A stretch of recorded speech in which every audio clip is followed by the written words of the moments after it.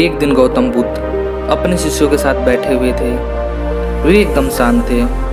उन्हें इस प्रकार देखकर उनके शिष्य बहुत चिंतित हो गए। शिष्यों ने सोचा शायद उनकी तबीयत ठीक नहीं है। तभी एक शिष्य ने उनसे पूछा, आज आप मौन क्यों हैं? क्या हमसे कोई गलती हो गई? एक अन्य शिष्य ने पूछा, क्या आप अस्वस्थ हैं? शिष्यों की बात सुनकर भी बुद्ध चुपचाप बैठे रहे।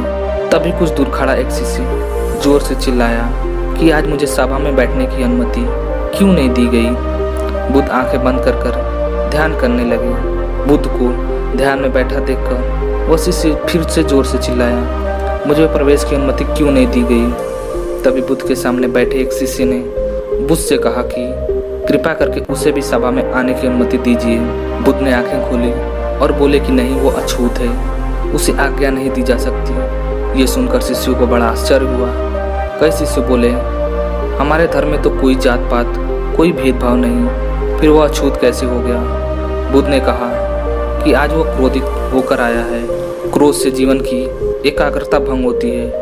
क्रोधी व्यक्ति मानसिक हिंसा करता है, इसलिए उसे कुछ समय तक एकांत में रहने दो। क्रोधित शिष्य भी बुद्ध की बातें सुन रहा था।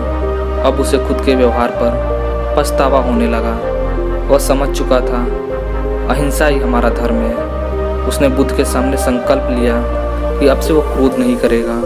दोस्तों, इस कहानी से हमें ये सीख मिलती है, जो लोग क्रोध करते हैं वह जीवन में कभी सुखी नहीं रह पाते। क्रोध की वजह से जीवन में परेशानियां बढ़ने लगती हैं, हमारे रिश्तों में दरार आने लगती है। क्रोध में कहे गए शब्द दूसरों के हृदय को नुकसान पहुंचाते हैं, इसलिए कभी क्रोध नहीं करना चाहिए। दोस्तों, आपको एक छोटी सी मोटिवेशनल कहानी कैसी लगी कमेंट में प्लीज़ बताएं, और रोजाना ऐसी ही मोटिवेशनल वीडियो देखने के लिए हमारे चैनल को सब्सक्राइब करें। धन्यवाद दोस्तों, आपका दिन शुभ हो।